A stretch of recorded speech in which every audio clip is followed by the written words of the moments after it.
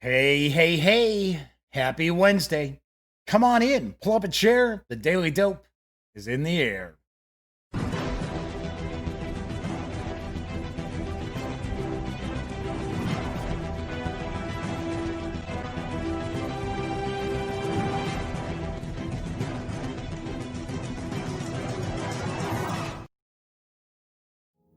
Howdy, howdy, howdy, gang. Yes, I'm Jeff McAleer, back once again as your host here at The Daily Dope, presented by thegaminggang.com, which I happen to be the Grand Poobah, Master of Ceremonies and founder, editor-in-chief, and jack of all trades.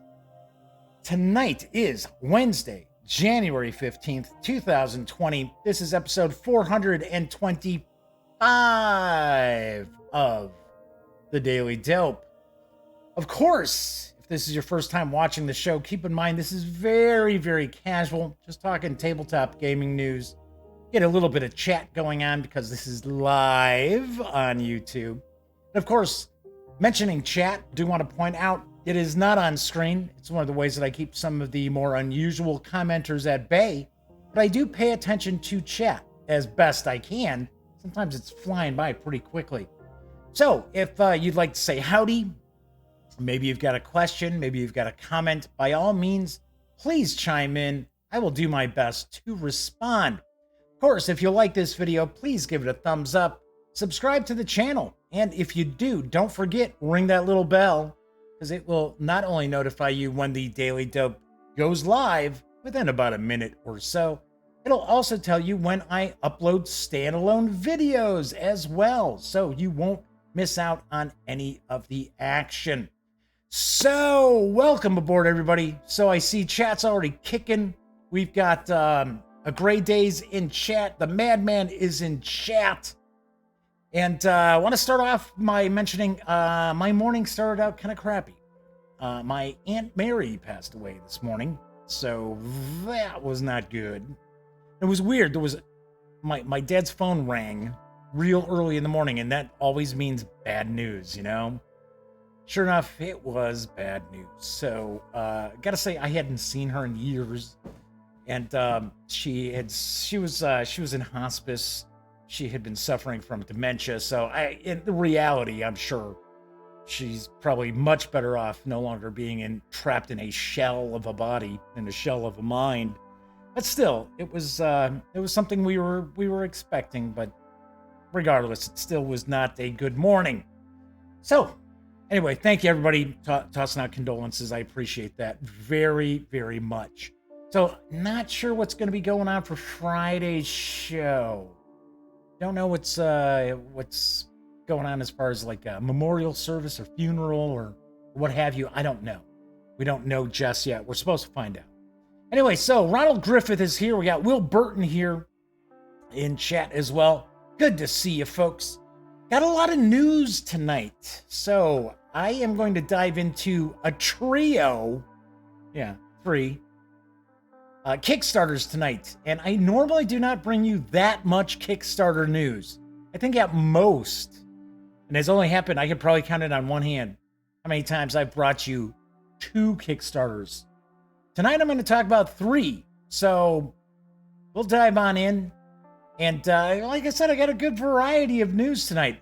Might end up being a little longer show than usual because there's a few things I want to talk about after the news as well. Just real quick.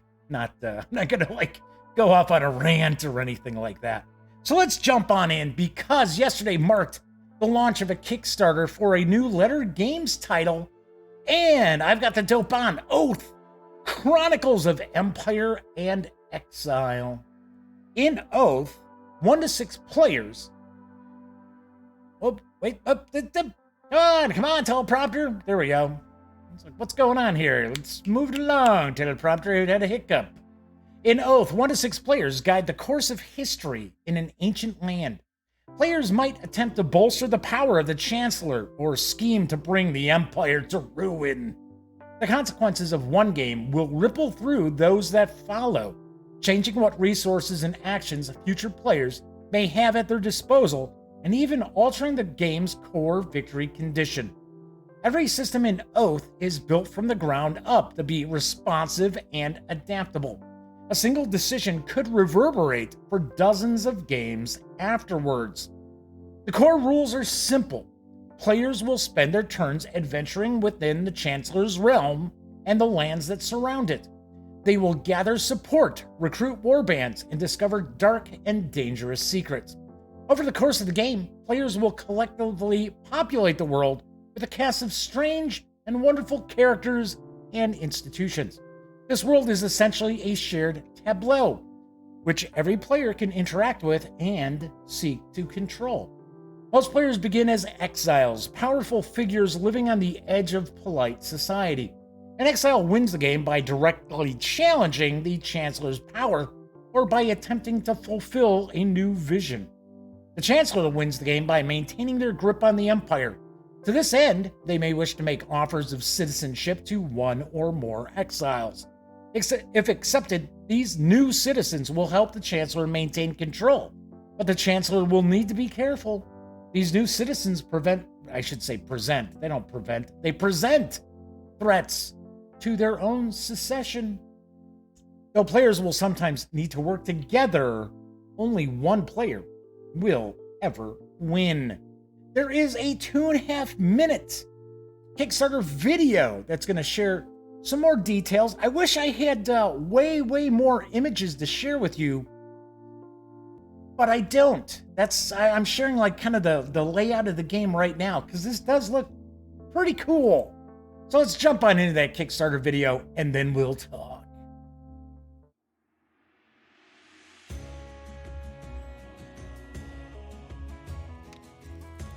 I will make this offer only once. Not long ago I was like you, exiled and alone.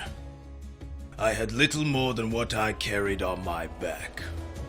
But I did not despair. I found new allies and learned what I could.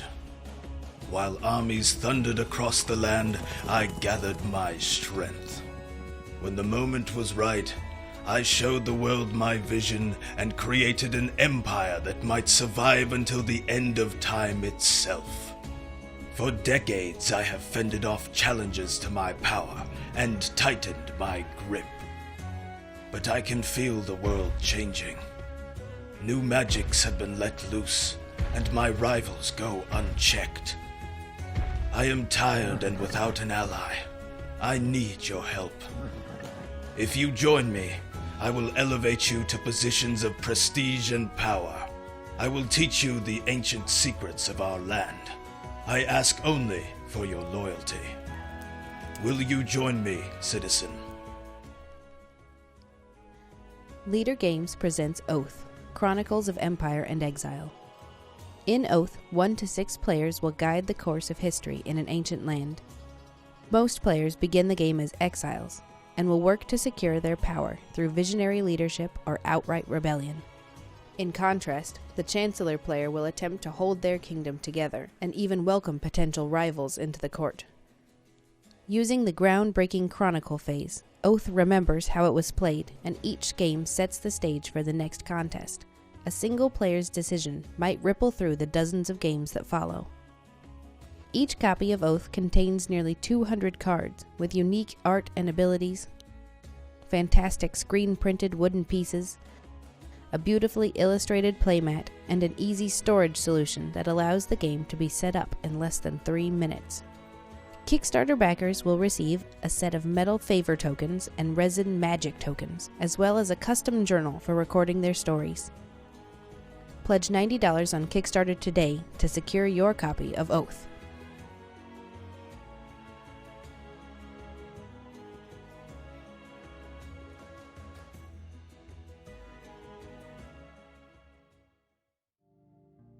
Oath Chronicles of Empire and Exile is for 1 to 6 players, ages 10 and up, and does play in around 45 minutes to 2 hours.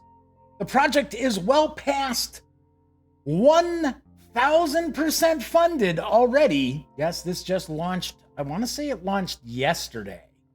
You can reserve a copy of the game plus extras for a $90 pledge through February 4th, Expected delivery is January of next year.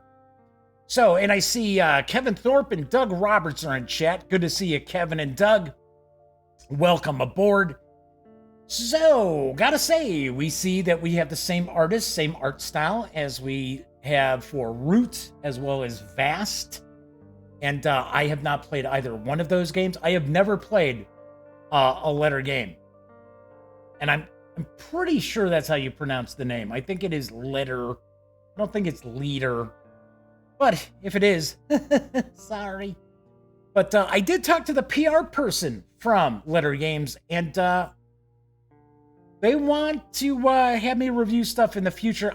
I reached out and asked if it's possible to maybe review Root and Vast, because, as I've pointed out before, and I know those of you out there watching know that my audience is a bit different. I have role-playing gamers. I have war gamers. I know I'm not preaching to the choir, right? So you have some of these folks out there where they have a specific audience and that's all that watch them, right? So, and I don't mean anything bad by that, but if you were going to have like a light strategy game, you probably wouldn't go to like the Player's Aid and ask Grant and Alex to cover the game, because they're growing yards. They're, covering wargaming. So, as I mentioned to them, let's see what happens. See what might happen. But I gotta say, this is supposed to, this sounds really cool, because it's like a legacy game without being a legacy game. You're not destroying components. You're not writing on stuff. But you can change the landscape of the game for not just the next game, but for a number of games afterwards, based on the decisions of the players. And you can easily reset the game, and you can play it like legacy style with new players. So I thought that sounds really, really interesting. Very, very unique. I do recommend, if you have any interest in this, go check out the Kickstarter. There's loads and loads of information there that I'm not sharing about the game. One thing I do want to point out, it is a $90 pledge. It does include metal coins and like a special chronicle book, like a hardcover chronicle book that I do not believe are going to be with the retail version of the game. So I think at retail, I think this is going to sell for probably $50, $60, somewhere around there. This is supposed to be quite a bit larger than Root. So there is even a comparison chart talking about Oath compared to Root. So, let's see what we got going on here. So Will Burton just said video just went to low resolution. Not coming from my end. It might be something going on with your internet. I need a sip. It's been a crazy day today. It really has been wacky, wacky, wacky. Yes, I'm taking guess. It's probably the internet on Will's end. Yes, the internet. I guess it really is the internet if suddenly he's not getting high resolution video. All right. So that's our first Kickstarter that we're talking about. Moving right along. This is not a Kickstarter, but let's talk. It's Wednesday, you do the Wargame Wednesday stuff. So the latest issue of Yeah magazine is now shipping from Flying Pig Games. My friend Herman Lutman we crack each other up with it. Yeah magazine. Anyway, here's the dope on issue 13. Here comes lucky number 13. Yeah, 13 that is. This issue comes jammed with the usual number of entertaining articles, a damn fine game, and wait for it, scenarios and variants are back. First up is the Battle of Hui, a solitaire game designed by Jay Ward and based on his popular tiny battle publishing title, The Battle for Ramadi. The Battle for Hui, with an exclamation point, allows gamers to control the forces of the United States and their allies as they battle to wrest control of Hue from the North Vietnamese army and their Viet Cong friends. I don't know if they were necessarily friends. they were allies, but I don't know. Not like, hey, buddy. Our articles include pieces on the last 100 yards by well-known designer Arrigo Velcogna. I know I mispronounced that. Sorry. Look at Stalingrad Inferno on the Volga, and Dan Verson's Pavlov's House by John Burt. And Keith Beeson examines Hollenspiel's Horse and Musket series. I'll get rid of the accent there. But the words don't stop there. The magazine also includes articles on the Battlefield Ops Miniatures game by Norm Lundy, Roger LaRose's thoughts on Steve Jackson Games' Huge, the Fantasy Trip reprint. Yeah, okay, whatever. It's like, yeah, okay. It's like all just stuff that's been just reprinted, pulled out, and just photocopied it, released again. John Burt's feelings on Platoon Commander Deluxe, The Battle of Kursk. I bet he likes it. I bet he likes it, seeing that it's also a flying big games title. Herm Luttman's designer notes for Tiny Battle Publishing's popular The Devil to Pay. Who's Herm Luttman? Never heard of him. Herman Luttman's my good pal, but I'm not sure who Herm Luttman might be. And it's The Devil's to Pay. They say The Devil to Pay in this sell sheet info. They don't even put the correct title for their own game. In the scenario and variant section, we have 2 shiny new scenarios for 65 squad level battles in the jungles of Vietnam, which is actually a really good game. A Dark War skirmish scenario and some new action cards for Night of Man, another rockin' game. That's enough to keep anyone busy for a few nights of gaming. Yo! Magazine issue 13 features the Battle of Hue and is available right now for $40. Of course, you can go over to the Wargame Vault and download it in PDF. Gosh, I want to say it's, I think it's $19.99 over on Wargame Vault, or it's $15. I forget. I saw it earlier today, and stupid me didn't jot it down in my notes that go into the good old teleprompter. But I do know you can get it if you want print on demand from Wargame Vault. I do want to also point out Eddie from Flying Pig Games / Tiny Battle Publishing reached out to me. I want to say it was last week. Said that they are sending me a copy of issue 13. They're really, really proud of this issue. They think that they've really put a lot of work into. Well, they know they put a lot of work into it. And they think it's something special. So I will be sharing a look at issue 13, and we will take a peek at Battle of Hue as well. So Rob German is here. Good to see you, Rob. Welcome aboard. I believe this might be Rob's first time hanging out in chat with us. So Will mentions Flying Pig does great games. Yes, they certainly do. Will only has old school tactical so far. Yes, and it is excellent. You are correct. So, and there's discussion about Internauts. Don't know where that came up. Western Front and Airborne. Night of Man is a good game. If you want to check out my review for Night of Man, I really liked it. I think Night of Man makes a really good introduction game to people that you kind of want to get into conflict simulations, but you don't want to just drop them onto the Eastern Front in World War II, you know? Kind of a good way to kind of intro them in. So big chunky counters too, really cool, top down, really nice, really, really cool. Kabuki Kid is in chat. Good to see you, Double K. Thanks for popping in. Right, so let's move on to our second Kickstarter I'll be talking about tonight, because White Wizard Games launched a Kickstarter today for a deluxe box set for the Star Realms deck building game. I've got the dope. Get the ultimate version of the award-winning original Star Realms deck building game and its expansions. Star Realms is a fast-paced game of space battles that combines the fun of a deck building game with the interactivity of trading card game style combat. As you play, you make use of trade to acquire new ships and bases from the cards being turned face up in the trade row.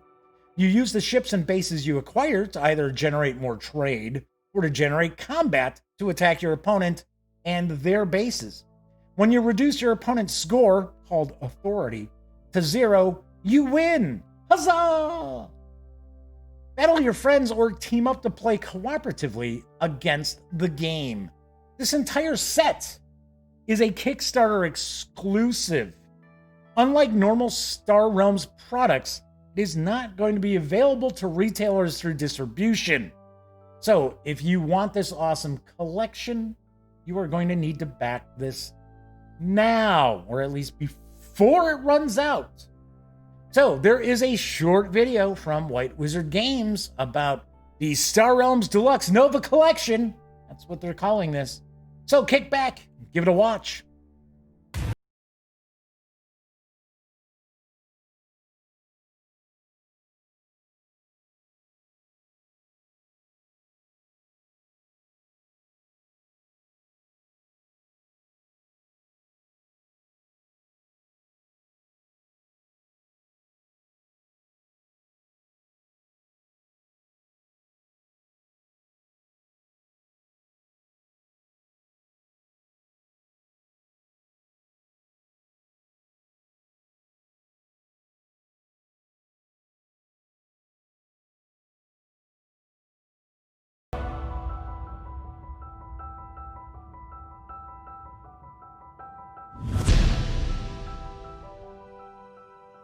Hi, I'm Rob Doherty, CEO of White Wizard Games. Since its launch right here on Kickstarter back in 2013, Star Realms has become a huge hit, winning a slew of awards and gathering over 500,000 players worldwide, including a truly awesome fan community. They teach new players the game, run their own leagues and tournaments, and are always happy to answer questions online. We wanted to make a beautiful premium version of Star Realms worthy of all the time and love our community has put into the game. I am super excited to announce the Kickstarter exclusive Star Realms Deluxe Nova Collection. Perfect for new players and collectors alike, this complete 1 to 6 player game has super sweet foil versions of every card from Promo Pack 1, the Gambit set, all 4 Crisis packs, the Cosmic Gambit set, and the Star Realms Space set with 6 starting decks and extra explorers. I am super excited about these foil cards because Star Realms art is full of stars, glowing nebulas, laser blasts, and explosions, all of which look great in foil. This set also comes with a full-color rulebook, a beautiful 14 by 24 inch game board, and 6 score dials to track your authority. All that comes in a big, high-quality box with space to sort everything, including all the cards with or without sleeves. We're doing this Kickstarter campaign a little differently. There are no stretch goals. This set is complete and super high quality right out of the gate.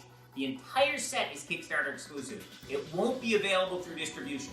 So, if you'd like this awesome Star Realms collection, press the green button. Back now. And thank you for watching, and thank you so much for your pledge. You make these games possible.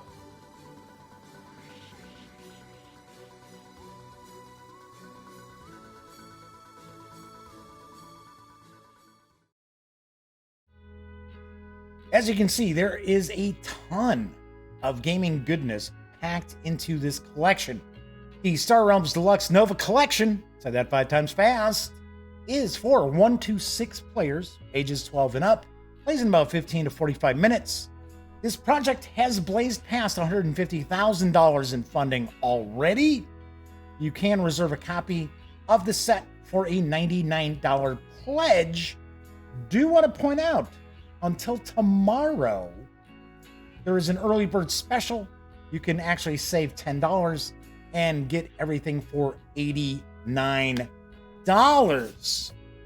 So, if you have not had an opportunity to play Star Realms, and of course, you saw all those blurbs flashing by. Wow, I love it, says Will Wheaton. 2 big thumbs up, says the Dice Tower. You know that a lot of people dig it. Personally, I'm a Hero Realms fan. I know it sounds kind of weird. The gameplay is exactly the same. There's no difference in the gameplay between Star Realms and Hero Realms. It's pretty much the same thing.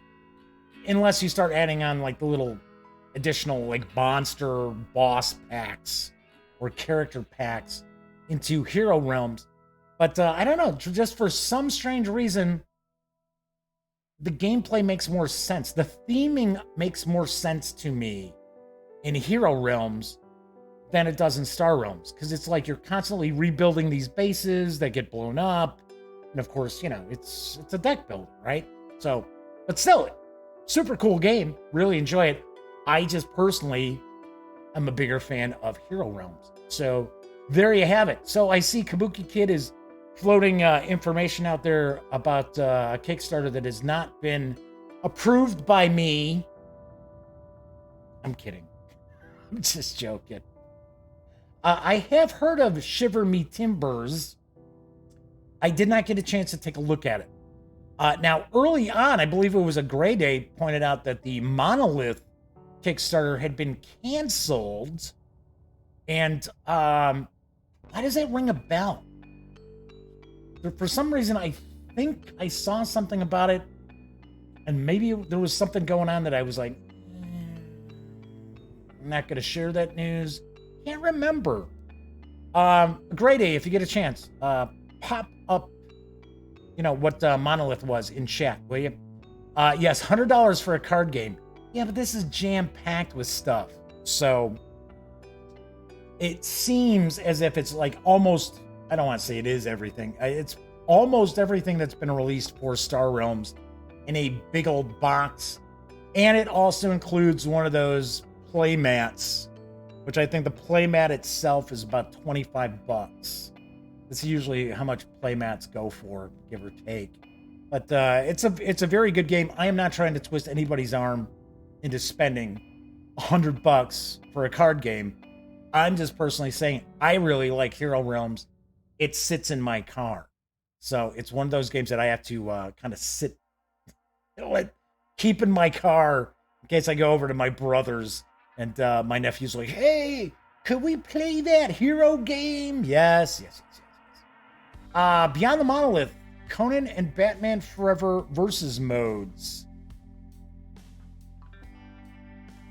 Okay, maybe it's not something that I was familiar with. Huh. Don't know. So yes, Will Burton also agrees that Hero Realms is great fun. Like I said, for one, I like the artwork of Hero Realms. I think the artwork's really nicely done. A little generic, but it's pretty well done. And Star Realms has cool art too, but it's kind of like, okay, spaceship, space station. So it says, Beyond the Monolith offer did not attract enough pledgers to complete the project. I had high hopes for the concept and take full personal responsibility for this failure, says a Gray Day. It's your fault, a Gray Day? I'm kidding. I know, you're just quoting from the Kickstarter. All right, so my third Kickstarter we're talking about tonight, and my final Kickstarter news, was a topic of discussion last night. I figured, okay, I will share this news piece. We will take a look at the video. I might pontificate a little bit. But moving right along, Return to Dark Tower is nearing $2 million in Kickstarter funding. In fact, it may have passed the $2 million in the time between me writing this stuff up and going live, because it was getting pretty close. I think it was at 1.7 million, 1.8, somewhere around there. Anyway, so it's around $2 million in Kickstarter funding for Restoration Games. Here's the dope. The coolest game ever to hit the planet first appeared some 38 years ago. Their words, not mine. Featuring an electronic tower that lit up, played music, and somehow ran an epic fantasy adventure game with its state-of-the-art technological wizardry. That game was Dark Tower, not to be confused with John Kovalik's Dork Tower comic strip. We want to bring you that same sense of awe and wonder, pushing the boundaries of what a board game can actually do. After 3 years of painstaking work by a team of 24 designers, engineers, and artists, we are thrilled to present to you a game with echoes of that long-gone wonder, but ultimately unlike any game you've ever experienced. For an age, the tower lay in ruins, Unbeknownst to the people of the realm, a great evil stirred in its bowels. Ooh. Oh, hey, wait a second. Why are we getting Free League popping up here? What happened here? Oops. Sorry. Have one image too many. Anyway, it's strange. It started with strange sightings. A flock of crows flying in circles until they dropped from the sky. The lake frozen solid in the height of summer. In time, they could not deny which they feared most. The evil had not been vanquished. The darkness would soon fall again. The tower will rise. A sequel, gotta throw those quotes in because they have quotes in this, to the 1981 Grail game, Return to Dark Tower, is a cooperative game for 1 to 4 players who take the role of heroes. Together, they gather resources, raise buildings, defeat monsters, and undertake quests to build up their strength and discern what foe ultimately awaits them.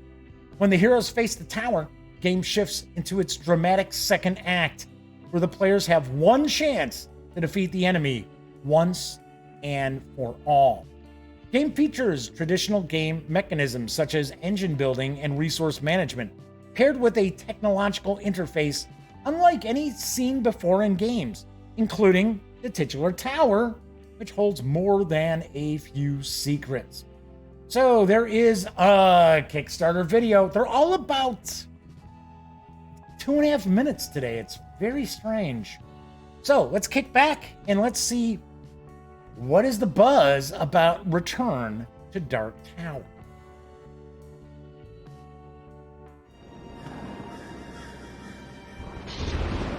The seals break. The darkness is upon us.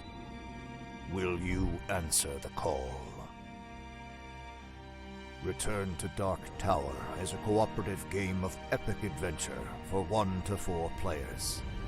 Fill your ranks with warriors, vanquish foes, undertake impossible quests, and fight the tower's corrupting reach. Return to Dark Tower combines 3 key elements, tower, app, and table, to create a game unlike any you have ever played. A feat of engineering, the tower is as striking as it is diabolical. It spreads corruption throughout the kingdoms to crush the player's efforts. The dynamic evolution of the traditional cube tower, the tower features a rotating, motorized core with sealed openings and illuminated glyphs. Synchronized sounds and lights enhance the player experience. The app is the game's soul. It controls the tower through Bluetooth technology, hosting the dynamic combat and quest systems. It reacts to the player's actions and plots against you. To defeat the Dark Tower, you must complete challenging quests while fending off foes and rising corruption.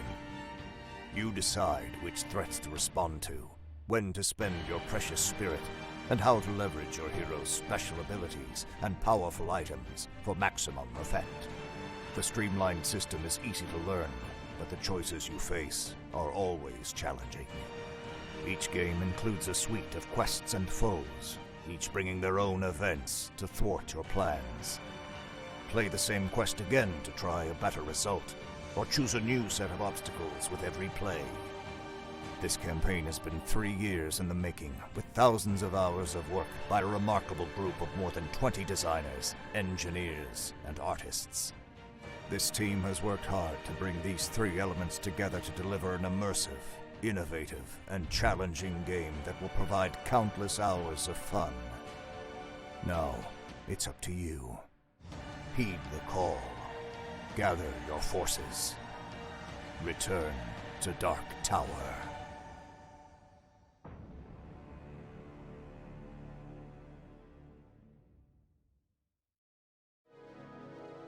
Return to Dark Tower is for 1 to 4 players, ages 10 and up, and plays in 1 to 2 hours.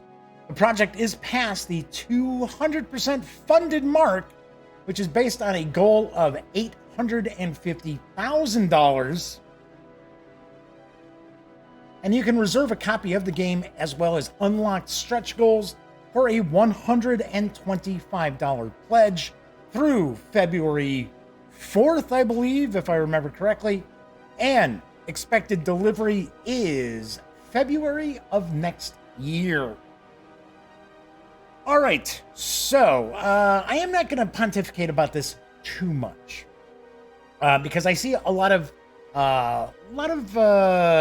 discussion going on in chat about this right now about the game. So I like a Grade A says, doesn't seem that fun, just long. So okay, so there's some discussion about it and what's going to happen when the tower breaks because it's electronic. Of course, that's going to happen.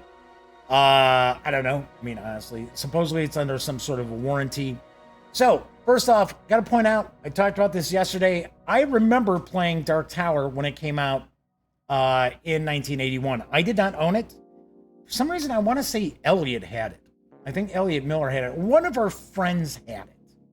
And it was all right.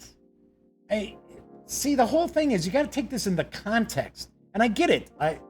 They even mentioned in the sell sheet info, it's a Grail game. Dark Tower is a Grail game. Depends on who you talk to. Dark Tower, to me, is not a Grail game. I played it. I recall the experience, and it was not all that exciting. Yes, it was a little bit different. But then again, remember, I know I'm jumping back in time here. But you remember the little handheld football game where it was just a little LED light that you kind of like had to move across to try to score, and you had to get around the other little LED lights that represented defenders, and your little light was a ball carrier. People were just fascinated by that. Now, would you sit there and play that for hours these days? Absolutely not.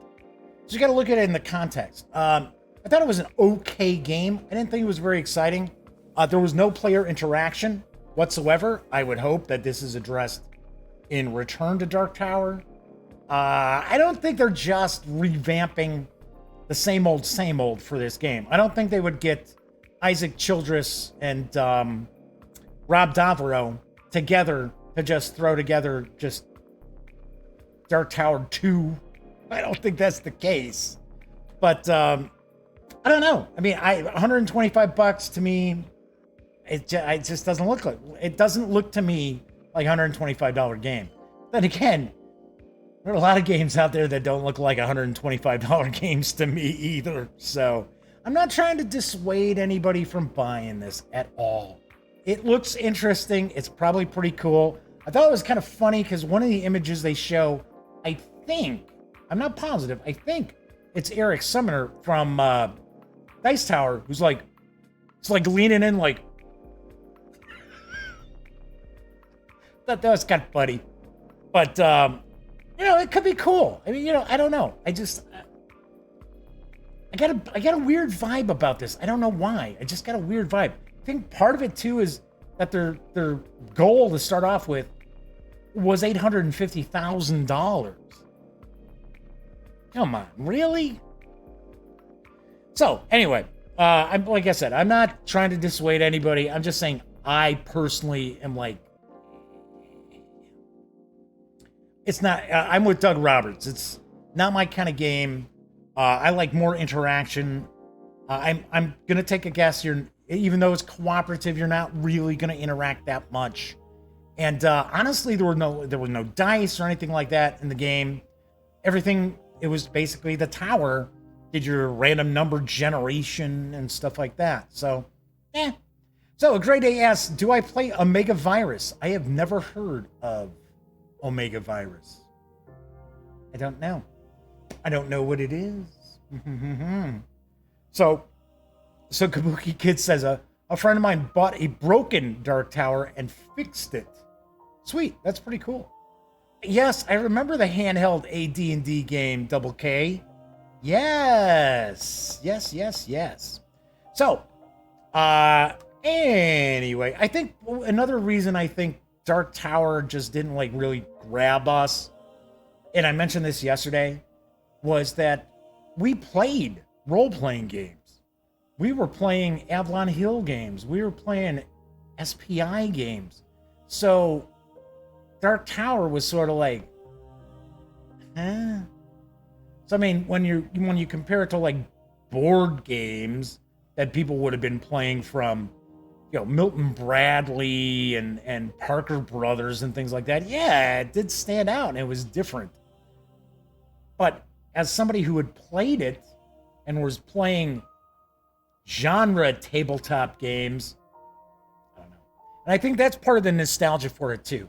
I think people have heard about this game and they want to get a copy of it, having never played it before. That's why if you take a look, I know I'm talking a little too, I wasn't going to pontificate like this, but if you take a peek, I don't think Dark Tower is actually scored very high on Board Game Geek. You may want to take a peek, double check. I might be wrong, but I didn't think that it was a very highly rated game. So, anyway, Omega Virus. So talking about the Stop Thief. That's another game that rings a bell. So, Dream Phone, don't remember that. So yes, Double K is correct. The original Dark Tower has loads of nostalgic value. Yes, and I do understand that. And like I said, it's cool. I mean, people want to check it out. That's great. Vibrating Football. Oh my God, a great A. That's hysterical. I got a Vibrating Football game, which I like begged my mom to get me for Christmas. I don't know. I was like 10. Gosh, what a disappointment that was. What a piece of crap. Okay, that's it for the Kickstarters. Let's move along to my next news piece. Because in preparation for the next Pathfinder adventure, Path Campaign, the free... Damn, what is going on with my videos lately? For some reason I hit like my 5th news piece and it starts going to my outro. It's like, what the hell? Anyway, the free Extinction Curse Player's Guide is now available from Paizo Inc. I've got the dope. From humble beginnings as members of the cast-off and cobbled-together Circus of Wayward Wonders, a handful of heroes will rise to avert a catastrophe that threatens to swallow the islands of the Inner Sea. Any kind of adventurer can find a home in the circus, from burly barbarians and flamboyant bards to nimble monks and flashy sorcerers. And the Extinction Curse Adventure Path welcomes them all. This player's guide contains lots of spoiler-free advice to prepare your characters for the challenges ahead of them. In addition to character advice, this player's guide contains information about the Isle of Kortos and the Isle of Iran, and also describes the mysterious Aeon Towers that dot the islands. A short discussion on building circus tricks is also included in the player's guide, although the full rules for running a circus appear in the Adventure Path's first volume, number 151, The Show Must Go On. 9 new backgrounds round out the player's guide, including Aerialist, Barker, Mystic Seer, Rigger, and of course, Clown. Hello, Pennywise. The Pathfinder Extinction Curse Player's Guide is absolutely free. It's, I think, 8 pages. It's the PDF is absolutely free from the Paizo Inc. website. Ta-ta. So here's something that I have been kind of bouncing around a little bit. I am not sure if I'm going to do this or not, but supposedly we are going to start seeing more Pathfinder Paizo stuff. We're going to see more Paizo releases for review. I think I'm going to get the Adventure Paths in PDF. So I'm almost bouncing around an idea, and I don't know if anybody would be interested in this or not, but if, like, when we see a new release every month, I'll give it a read through and maybe shoot a little video where I kind of talk about how you can adapt it for other fantasy role-playing games. Like, if you want to adapt it for something that's a lot less crunchy rules-wise than, like, say, Pathfinder. Because we already understand. Now, I haven't seen this. I haven't seen any of the adventures up close, so I'm not sure. But we keep hearing how The second edition adventure paths are also statted out for the world's oldest role-playing game, i.e. 5e. So I'm kind of curious if people would be interested in that. I would think of doing that. All right, moving right along, let's get to my last news piece, because Cubicle 7 Entertainment has actually collected the recently released Ubersreich Adventures for 4th edition Warhammer Fantasy Roleplay into hardcover. You can pre-order it. I've got the dope. Welcome to the Duchy of Ubersreich, where the crisp march of state soldiers' boots ring from the cobbled streets, while behind closed doors, old loyalties are tested. Opportunities abound behind each door. It includes 6 grim and perilous scenarios in the Duchy of Ubersreich. I just like pronouncing it like that, like a goofball. Ubersreich Adventures offers 6 scenarios for Warhammer Fantasy Roleplay set in, I already mentioned this, the Duchy of Ubersreich, the setting established in the Warhammer Fantasy Starter Set. These can be used as single standalone adventures, slotted into an existing campaign, or combined to form a campaign exploring the Duchy. These scenarios were originally individual, digital-only releases, but in response to customer demand, we've combined the full line into a capstone printed release. This includes the existing 5 scenarios, plus The Guilty Party, a tale of sabotage, intrigue, and betrayal that can be used to transition an existing party out of Ubersreich and into the enemy within.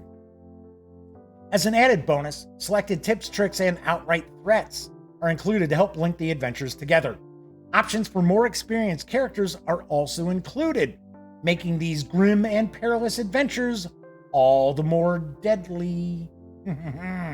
Ubersreich Adventures Anthology includes If Looks Could Kill. Legends claim the beast of Orshalam stalks the marshes near Ubersreich, but few believe the tales. The Madmen of Gathiam. The village of Gathiam lies in ruins, and the villagers struck with lunacy. Heart of Glass. A powerful noblewoman sets the PCs on the trail of a mysterious murder, an insidious cult, and a relentless witch hunter. There's slaughter in Spittlefeld. A vile sickness spreads through the rookeries of Ubersreich. Bait and Witch. Cordelia Westlink needs a distraction. Luckily, a few volunteers just wandered into her apothecary. And The Guilty Party. Someone is sabotaging coaches, and the local investigator thinks he knows who. Do want to point out, all orders will include a PDF. You can pre-order the hardcover, which includes that aforementioned PDF, for $39.99. You can also get the bundle of adventures over at DriveThruRPG for $21.96. So a bit of a discount from the $3.99 that they, or I'm sorry, they're $4.99 that they usually are. So you can try to get that. I like that. Madman, lunacy. What's Jeff trying to tell me? I don't know. What am I trying to tell you, Madman? So this is available, like I said, as a pre-order. These adventures have been out, I think they started coming out right around last Gen Con, if I remember correctly. So you can grab the hardcover or you can get the PDF. Of course, I was just talking about DriveThruRPG. Do want to mention, as I always do, that the Gaming Gang, thus the Daily Dope, are affiliated with the One Bookshelf sites. So if you are going to go visit DriveThruRPG, please swing by thegaminggang.com, click on one of our banners. That way, if you do make a purchase, I get a little portion of that sale. And that all adds up and helps me out tremendously. So I see Jorge Rodriguez is joining us in chat towards the end of the show. All right, so that is it for the news tonight. I did want to mention a couple of things. First off, I am still bouncing around doing the unboxings and reviews and the page throughs and stuff like that on the Daily Dope. Although it's like a lot more work, it really is. I would probably trim down how much news I share. So I've been trying my best to share like 6 news pieces pretty much every night. I think I would probably trim it back to about 4. Other thing too is I believe I probably do that Monday, Wednesdays, and Fridays. Maybe do Tuesday and Thursday just the news still. Just be doing the news and do the what I do standalone videos of. As I pointed out last night, I was talking about I will still do some videos as standalone. I might even kind of edit the Daily Dope if I'm going to include the unboxings and stuff to create standalone videos. Although to me, I find that to be kind of confusing for people. So if I had say episode 430 and I've got first look at whatever, say for an example, we're taking a look at Bang the Duel, right? And then I suddenly have another Bang the Duel video. That'd be very strange. So I don't know. I am bouncing it around. So Kabuki Kid says, do whatever works for you.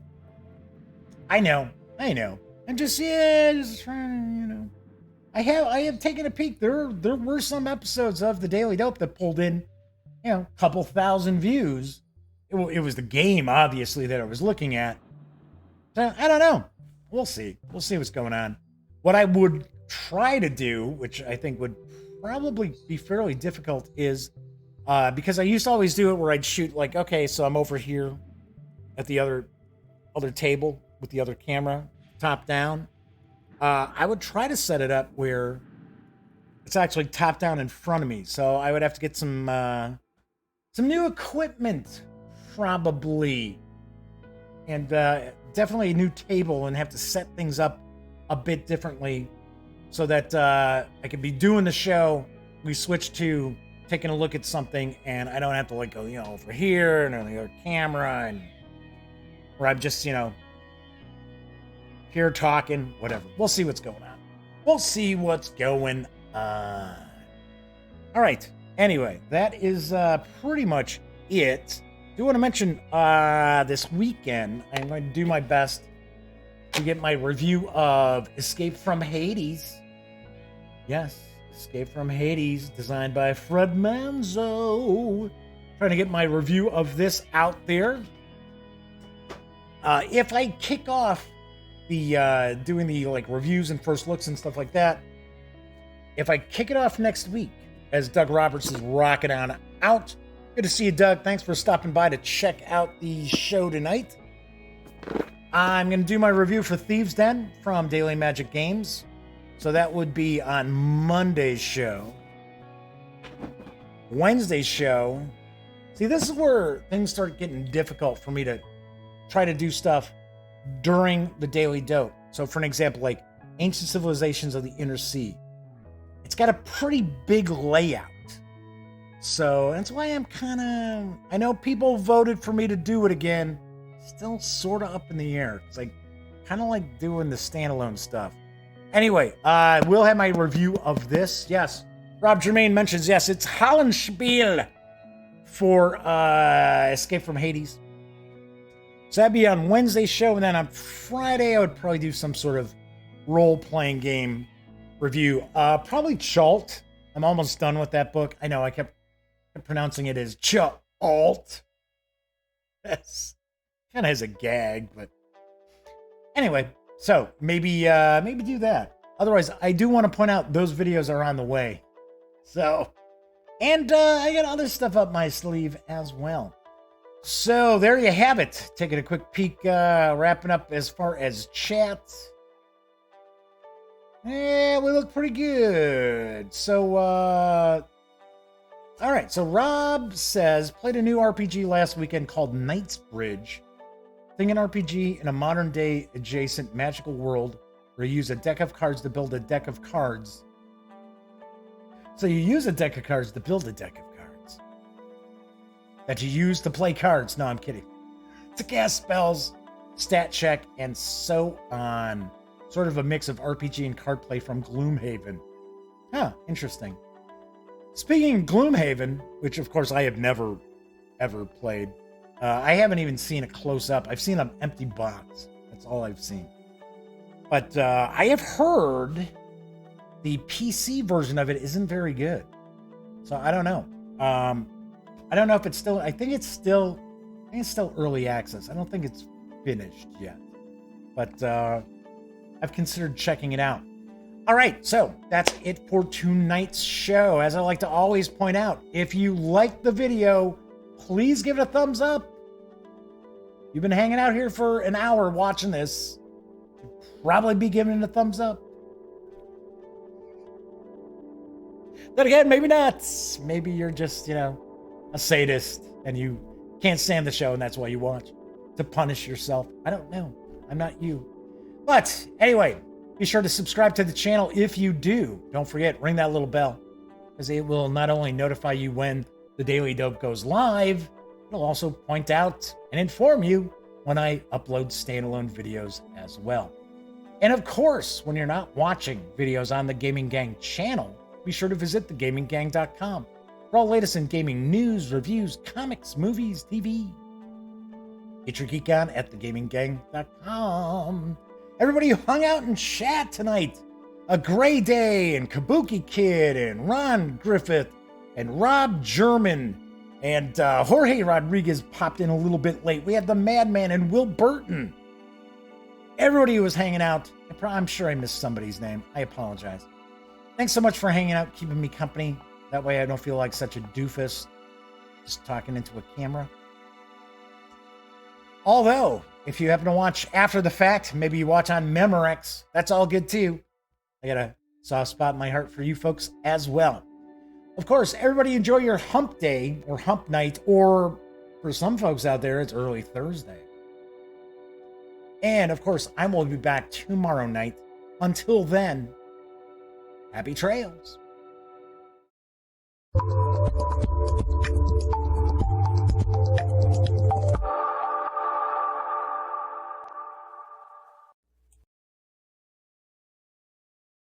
Oh, you're still here.